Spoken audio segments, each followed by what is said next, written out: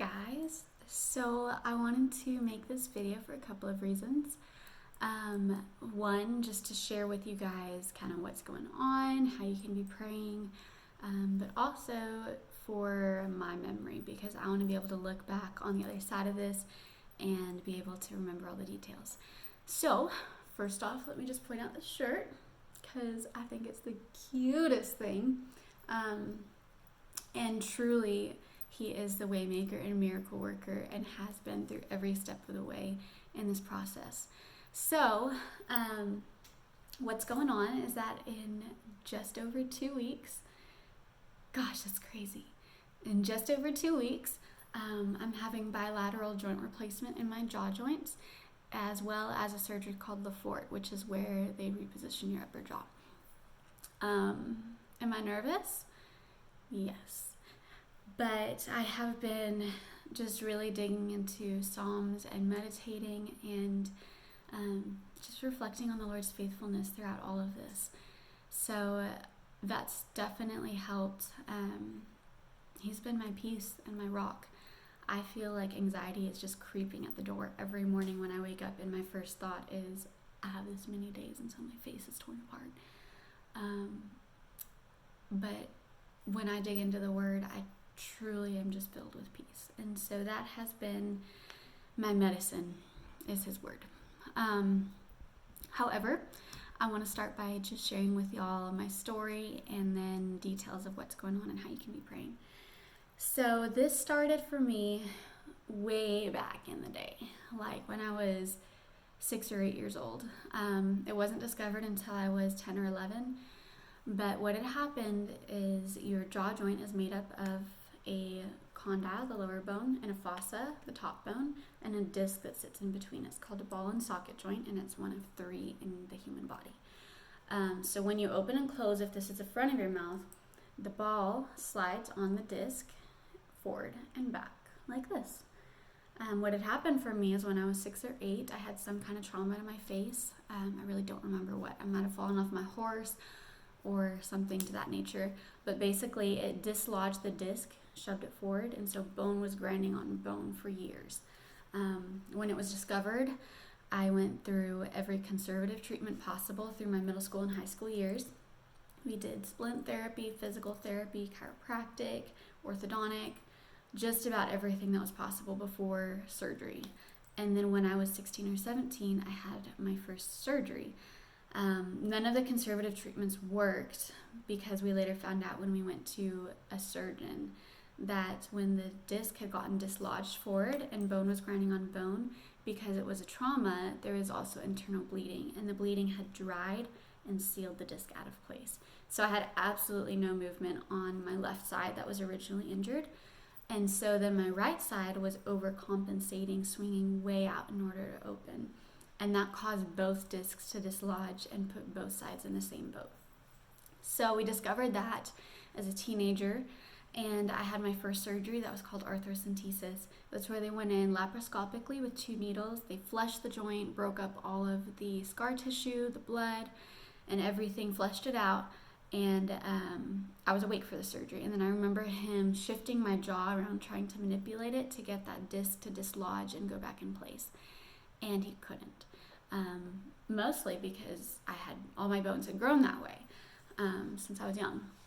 So that surgery failed from the start, but I did have a lot more motion after that, just from the joints being cleaned out. So that lasted a couple of years that I had some relief, and then, scar tissue builds back up, arthritis builds back up. So when I was 20, my husband's cousin was a dental student and knew of a surgeon who could help me. And so when I was 20, I had my first open joint surgery. He did a reconstruction. So he went in through my ear, so I don't have a scar on the outside, and he basically took apart the joint, cleaned it all out, put it back together, and he put a screw in on the back side of my condyle with like a thread attached to the disc so that it wouldn't slide forward again like it wanted to. And that was successful at first. However, he told me, even before he did the surgery, he told me my options were the reconstruction or joint replacement. But no surgeon wants to do a joint replacement on a 20-year-old because it has to be replaced again. And once you do the joint replacement, there's no going back. It's a permanent solution. So he didn't really want to do the joint replacement, even though I needed it. So this joint reconstruction was just kind of a last ditch opportunity to try to fix it. But also, joint replacements for your jaw are not very medically advanced. So way back in the day, they would actually take part of your rib out and use your rib to graft into the joint. And then when titanium joints were introduced, they were just small, medium, and large stock sizes, and that wasn't ideal either. So it's actually more recent technology, which is why I'm glad we did the joint reconstruction to buy us some time for technology to kind of catch up. But it's more recent technology that they actually take a CT scan of your skull and print a 3D model of your skull so that they can custom make titanium joints to fit your skull. So my joints are being made custom to myself, and that's really cool. That's going to be really helpful. However, joints for your jaw still aren't advanced enough to actually fully replicate all the motions of your jaw. So once I have a replacement, I won't be able to slide back and forth or forward and backwards. I'll only be able to open and close, which might look a little bit mechanical if you know me and you're used to like the movements of my face.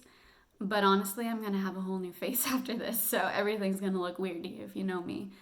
I'm not really worried about it. The second surgery that he's doing is because when I was 16 and doing orthodontic care for 3 years, my orthodontist took focus off of fixing my TMJ and started trying to treat my bite. And in doing that, he put me in headgear, which stunted the growth of my upper jaw and made my TMJ worse. So because he stunted the growth of my upper jaw in the last few years that it had of being able to grow, that caused a whole skew of issues with my airway being a little bit constricted and my sinuses being small and underdeveloped. So I get constant sinus infections and cysts in my sinuses. And so what he's going to do to fix that is he's going to expand my upper jaw. He'll go through my upper lip, crack down the sides of my upper jaw, and bring them down and forward. And then he's going to use the bone he takes out of my joint to actually fill in the space and do some bone grafting, put plates and screws in. And that's going to expand my face and bring it all forward. And then the joints that are prosthetic, the titanium joints going in, are going to bring my lower jaw forward to the position where he's bringing my upper jaw. So I also forgot to mention, I call my condition TMJ because that's what most people understand. It's short for temporomandibular joint disorder. Tons of people have TMJ. But I think it scares people a little bit when I call it that because people are always like, but I have TMJ. And let me just clarify real quick that even though that's just kind of like the short, easy term for it, my condition is actually called idiopathic condylar resorption, and it's caused by degenerative arthritis. So this all started out as TMJ when it was a new injury when I was like 6 or 8 years old. And if it had been treated right away, we could have avoided a lifetime of this ridiculous surgeries after surgery after surgery. But it wasn't. We didn't know. And so then it turned into idiopathic condylar resorption caused by degenerative arthritis. And what that is a fancy term meaning that my condyle, this bone that sits here, is literally disintegrating away. So I don't really have a condyle left on one side, and on the other side it's just ground to a sharp point. So it causes a lot of pain and loss of function.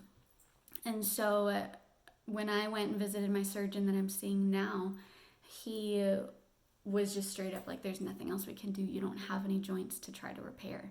So a joint replacement was my only option left, which is kind of sad as a 25-year-old, but I'm kind of thankful that this will be my last surgery for a very long time. So, I want to share too that the story of getting in with my surgeon, because that was just a total godsend. So my surgeon for my last surgery was in San Antonio, and I tried to go back to him when I felt that my tech anchors, or what the screws were called that he put in, when those failed in January, I felt pops on both sides of my jaw, and I knew immediately that those had failed because I hadn't had pain or popping in years, and all of a sudden I did. So I tried to call my old surgeon and get back in with him, and he had like a 3-month wait list. And so I kept calling back to try to get in, and he was finally just like, you know what, call this other surgeon in Dallas. And he actually trained my old surgeon, and he trains surgeons all over the world. He's kind of led the way in this field. And so I called him, and I'd already called some other surgeons in Dallas too, and they all had like really long wait lists. So I called this one surgeon, and he happened to have a cancellation that week, and he was like, do you want to come in? And so I went in that week. This was the week before spring break, and then spring break, the pandemic happened, and all of the US shut down. And right after that, all the other surgeons I had called were calling me back, canceling, saying, I don't know when we can get you in, or if we can get you in. We don't really know what's going on.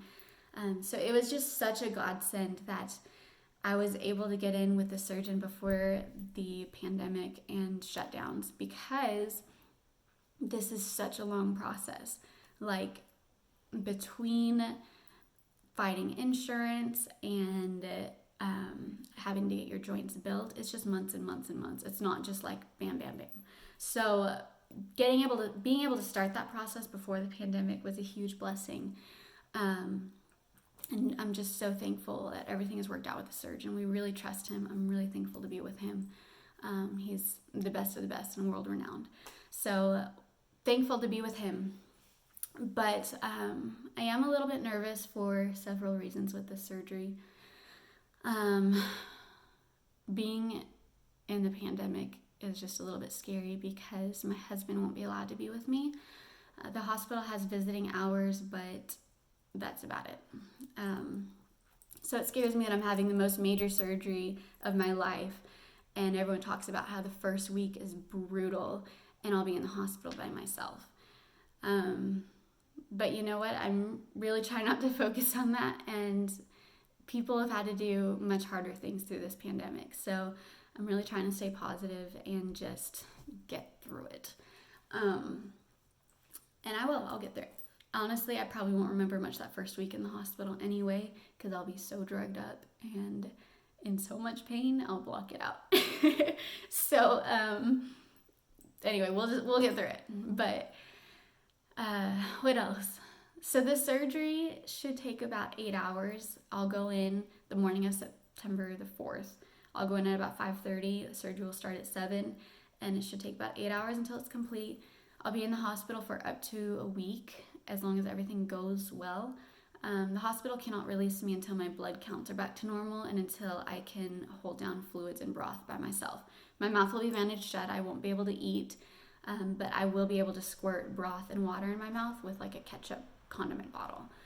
So as long as I can do that by myself, eat by myself, and my blood counts are back, because you lose a ton of blood anytime you do anything with your skull area. And my skull is being cracked apart and either replaced with titanium or bone grafted in 6 different places. So it's pretty traumatic, but I will hopefully be released, if everything goes well, around a week, if not sooner. After that, it'll be 6 to 8 weeks before I can go back to work.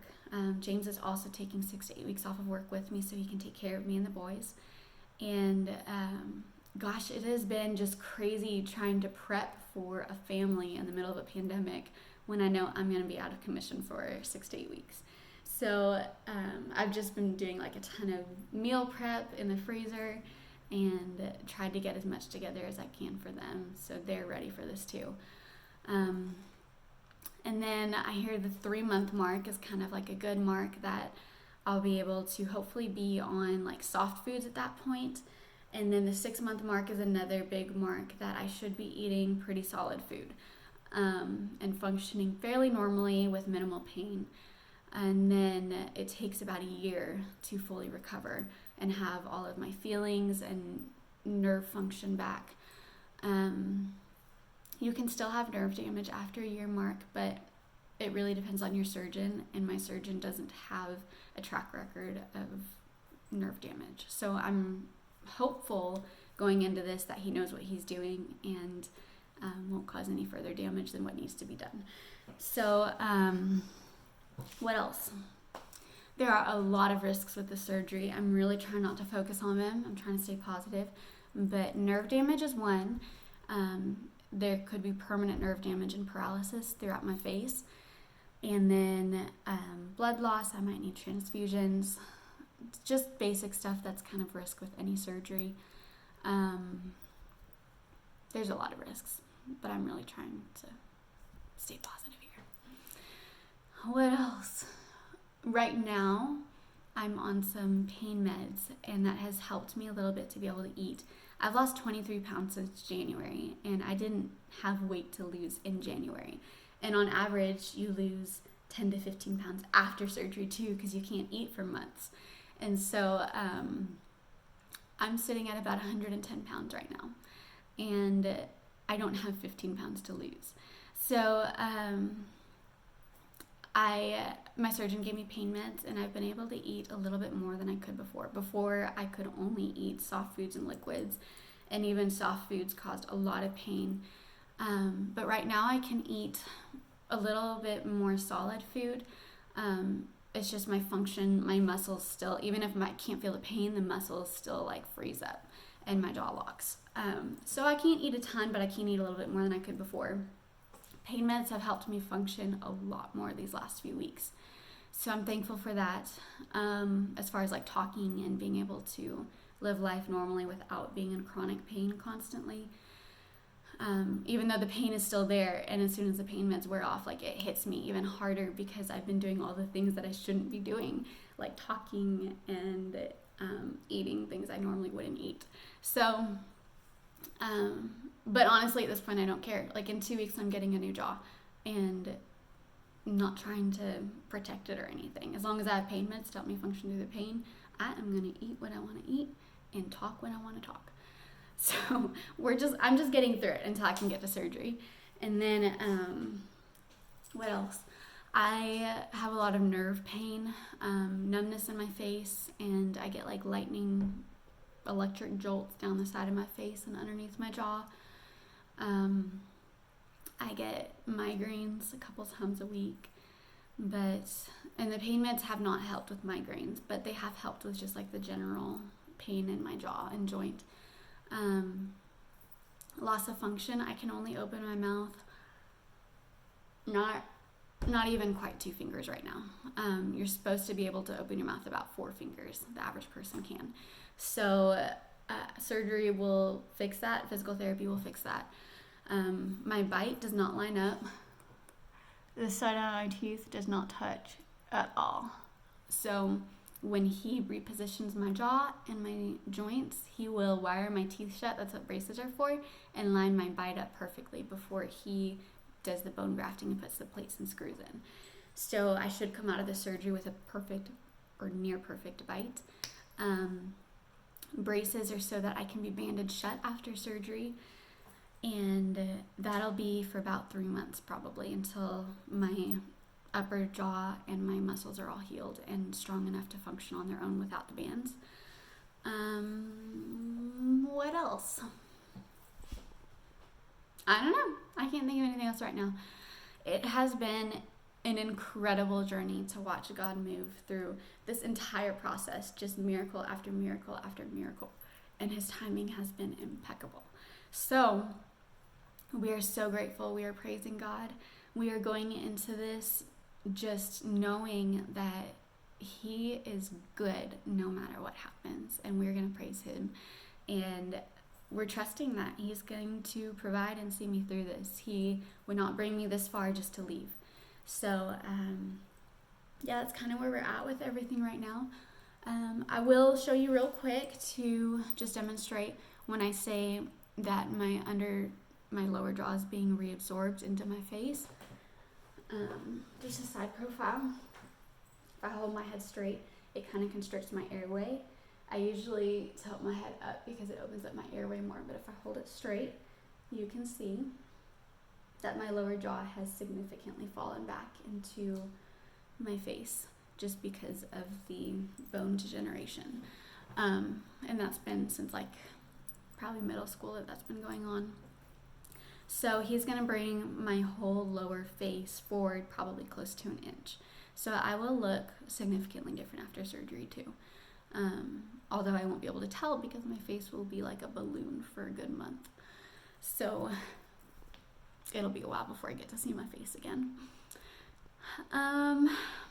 I think that's all I can think of to share with y'all. If you guys have questions, let me know. Just be praying for my heart as we're going into this, that I would just stay in scripture and my anxiety would stay at bay and I would just be trusting in the Lord. Pray for just me being in the hospital and alone going through this by myself. I'm really nervous about that. Pray for James and the boys that he would be able to manage us. We're so thankful for family and friends just coming beside us and taking care of us through this. We have so much help, more than we could have asked for. Pray for just a quick recovery. When I say quick, I know healing takes time and it's going to be a whole year, but just pray it's smooth and as just minimal as possible for all the things that could go wrong. Pray that my body accepts the joints, that they don't reject them, and pray that surgery goes well, that the surgeon, his hands would be guided and he would make decisions wisely and carefully. Just be praying for this whole process as we get closer and get through this. So I'll be on the other side soon, and I'm looking forward to functioning normally and not being reliant on pain meds.